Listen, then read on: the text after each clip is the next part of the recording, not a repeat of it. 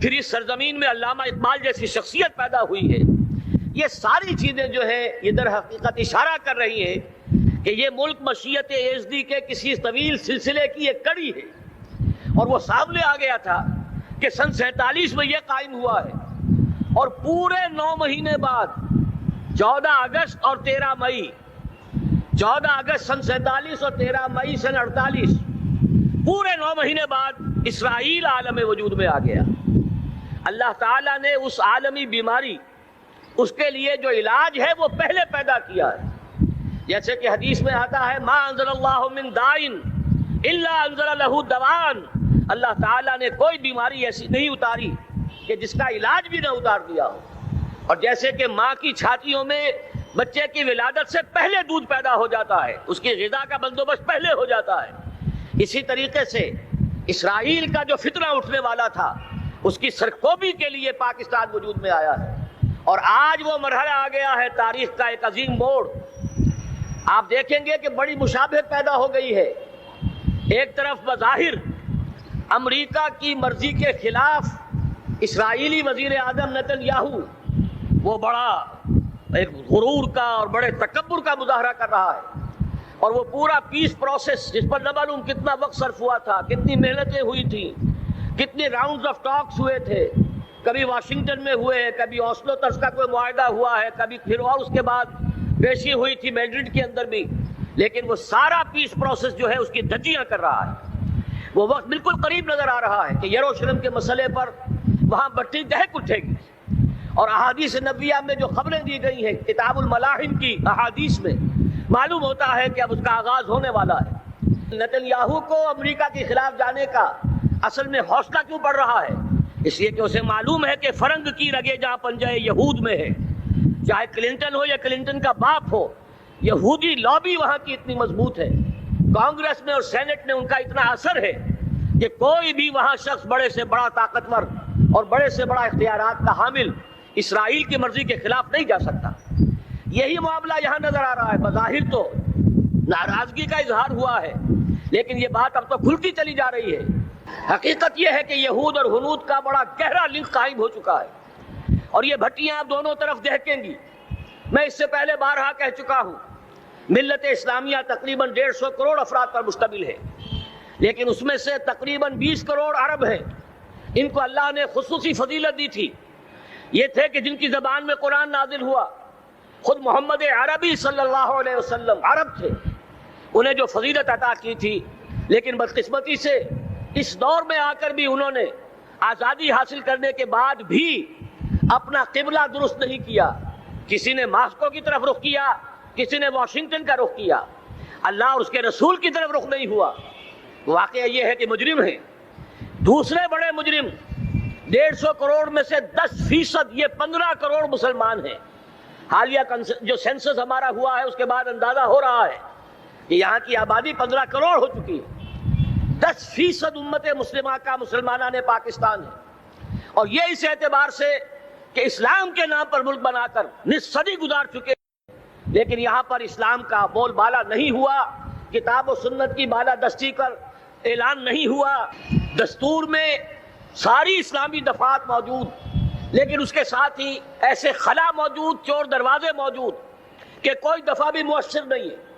یہ منافقت کا پلندہ لے کر ہم چل رہے ہیں اس دستور کو، اس دستور مملکت پاکستان کو. لہذا واقعہ یہ ہے کہ یہ بھٹی جو ہے اب ہماری آزمائش کے لیے آگ ہے، ابراہیم ہے، نمرود ہے. کیا کسی کو پھر کسی کا امتحان مقصود ہے؟ اس لیے میں نے وہ آیت بھی آپ کو سنائی، وَلَنَبْلُوَنَّكُمْ بِشَيْءٍ مِّنَ الْخَوْفِ وَالْجُوعِ. آج کی صورتحال پر غور کیجئے، کس درجے یہ الفاظ ہمارے جو ہیں وہ ثابت ہو رہے ہیں اور جس اپلائی ہو رہے ہیں. ایک خطرہ پیدا ہو چکا ہے. واقعہ یہ ہے کہ کوئی کرائسس ہو، کوئی خطرہ ہو، کوئی اندیشہ ہو تو قوم جاگ جایا کرتی ہے.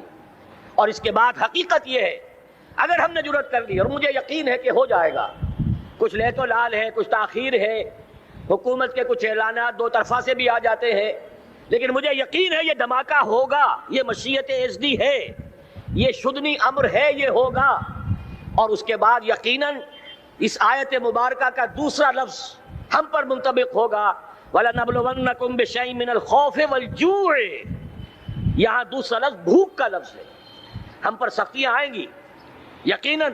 الکفر ملت الواحدہ، پوری دنیا امریکہ کی زیر سرپرستی ہمارے خلاف کھڑی ہوگی، ہمارے اوپر پابندیاں لگیں گی، لیکن شاید ہمارے جذبہ ایمانی کو بیدار کرنے کے لیے اللہ تعالیٰ اسی کو ذریعہ بنا دے، اور پھر اس کے ذریعے سے پورے عالم اسلام میں عوامی سطح پر جو ہمدردی پیدا ہوگی پاکستان کے ساتھ، اس کے آثار شروع ہو گئے ہیں. کبھی قطر کی طرف سے خبر آ رہی ہے، کبھی الاحرام کا جو ہے وہاں بات سامنے آ رہی ہے. معلوم ہو رہا ہے کہ جو بھی پبلک اوپینین ہے پورے عالم اسلام میں، اس کی وجہ کیا ہے؟ میں نے اپنے پچھلے جمعے کے خطاب میں عرض کیا تھا کہ جیسے پاکستان سلطنت خداداد پاکستان ہے، ایسے ہی اس کی ایٹمی صلاحیت یہ بھی خداداد ہے. اللہ نے چھپر پھاڑ کر ہمیں دی ہے. ایسا نہیں تھا کہ ہم نے لیبارٹریاں بنائی ہوں، ہمارے سینکڑوں اور ہزاروں سائنسدان ریسرچ میں لگے ہوئے ہوں. نہیں، اچانک اللہ تعالیٰ کی طرف سے ہمیں ایک نعمت غیر مترقبہ عطا ہو گئی ڈاکٹر عبدالقدیر کی شکل میں. پھر نہ معلوم کس کس ذریعے سے اس پروگرام کو آگے بڑھانے کے لیے جن پرزوں کی ضرورت تھی، کس کس ذریعے سے وہ پرزے یہاں پہنچے ہیں. یہ بھی خالص خداداد صلاحیت ہے، اور اس کو سمجھ لینا چاہیے کہ یہ ہمارے لیے ایک فرض کفایہ کے درجے میں ہے پوری امت مسلمہ کی طرف سے. اس کی وجہ کیا ہے؟ پورے عالم اسلام میں کہیں اور یہ صلاحیت موجود نہیں. کچھ ایٹمی دانت نکلنے کا امکان پیدا ہوا تھا عراق میں. آپ کو معلوم ہے کئی سال پہلے اسرائیل کے جیٹس آئے اور اس کی ایٹمی تنصیبات کو تہس نہس کر کے چلے گئے. اس کے بعد جو کچھ ہوا ہے خلیج کی جنگ میں، اس کا اگلا پچھلا کھایا پیا سارا اگلوا دیا، اور اس کے لیے جو پابندیاں ہیں شدید سے شدید تر ابھی تک چلی آ رہی.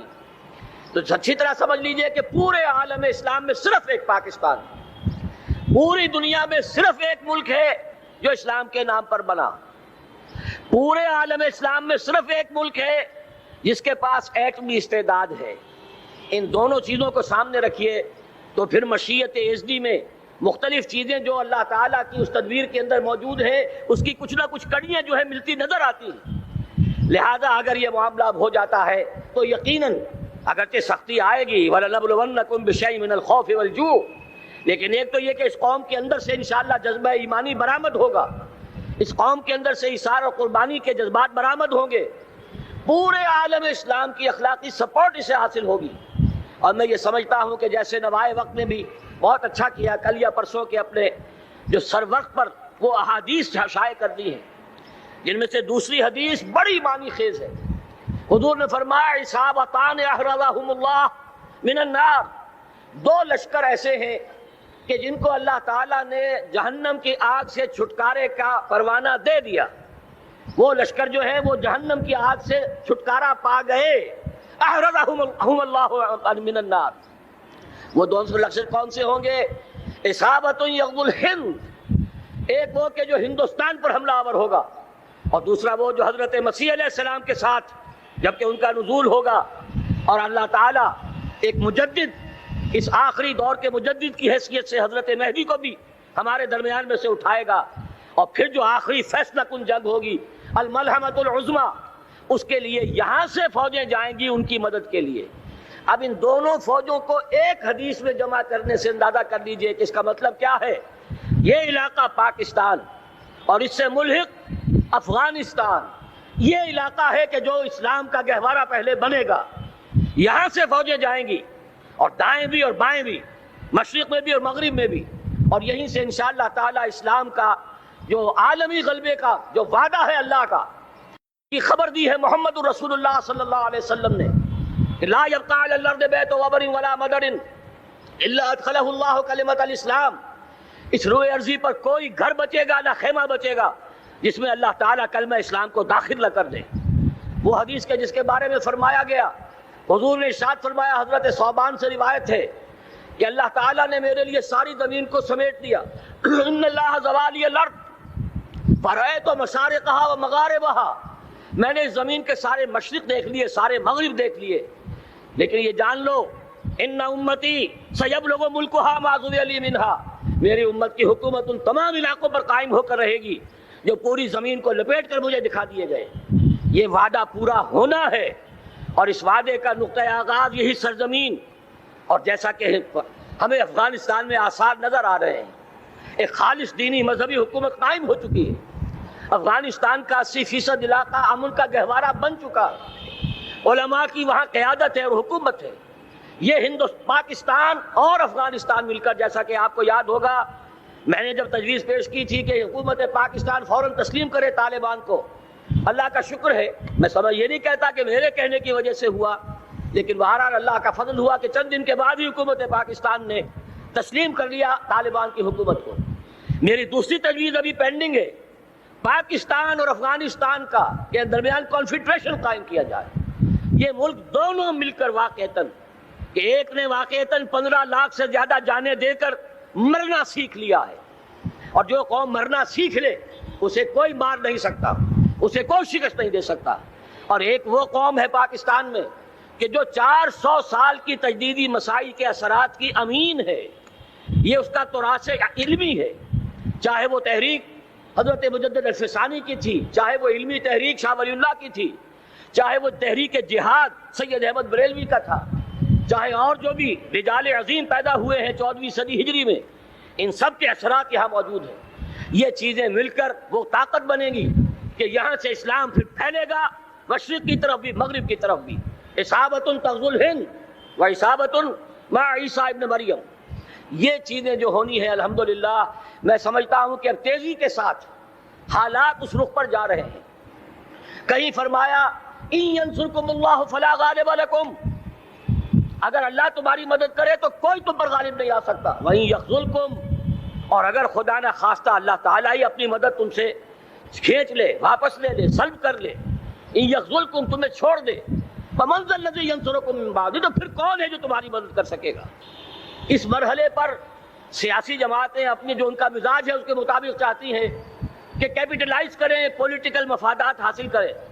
بہرحال میرے نزدیک ایک کنسنسس ہونا چاہیے, ایک نقطے کا دھماکہ ہونا چاہیے. اور نمبر 2, اللہ اور اس کے رسول کے ساتھ صلح اور اللہ کی مدد کی ضمانت حاصل کرنے کے لیے کتاب و سنت کی ٹوٹل بالادستی.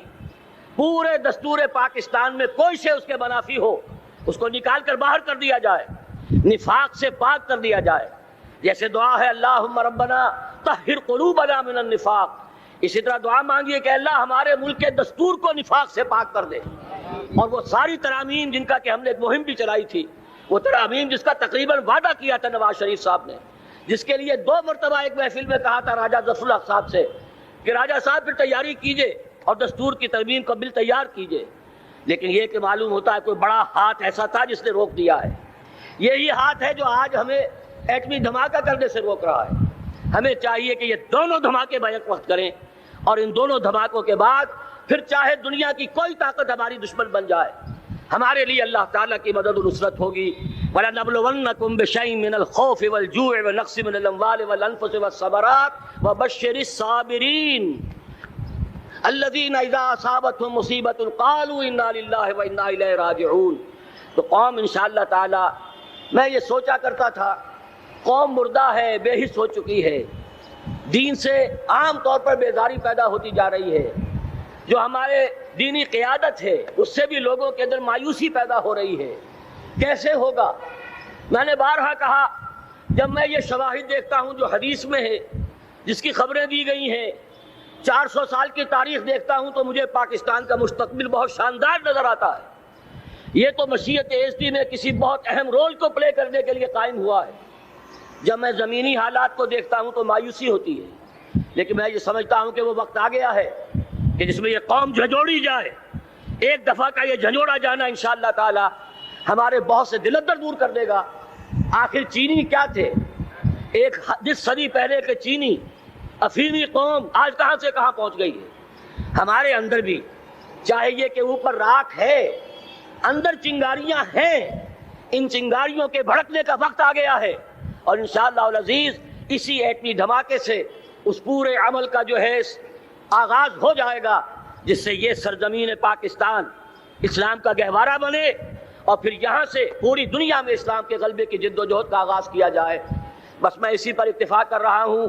اللہ تعالیٰ سے دعا کرتا ہوں کہ وہ ہمارے حکمرانوں کو, اگر تو کوئی تاخیر ہو رہی ہے انتظامی امور کی وجہ سے, کوئی بات نہیں, بہرحال معاملہ ایک اچانک ہو گیا ہے, لیکن مجھے توقع ہے کہ انشاءاللہ وہ دھماکہ ہوگا اور جلد ہوگا۔ اگر کوئی تذبذب ہے تو ہم اللہ تعالیٰ سے دعا کریں گے وہ نواز شریف صاحب کے دل کو پھیر دے اور اس کے اندر استقامت پیدا کر دے، اور دوسرے یہاں کی سیاسی جماعتوں کو بھی یہ توفیق دے کہ کوئی اور سیاسی مسئلہ اس وقت نہ اٹھائیں، اور جو بھی یہاں پہ مذہبی اور دینی عناصر ہیں انہیں اللہ توفیق دے کہ وہ اس دھماکے کا مطالبہ کرنے کے ساتھ ساتھ، بلکہ میں یہ سمجھتا ہوں کہ اس سے بھی زیادہ زوردار انداز میں دستور پاکستان سے منافقت کے خاتمے اور کتاب و سنت کو سپریم لا قرار دینے کی ترمیم جو ہے اس کا دھماکہ بھی کیا جائے۔ اللہ تعالیٰ ہمیں اس کی توفیق عطا فرمائے۔ اقول قولی ھذا واستغفر اللہ لی ولکم ولسائر المسلمین والمسلمات۔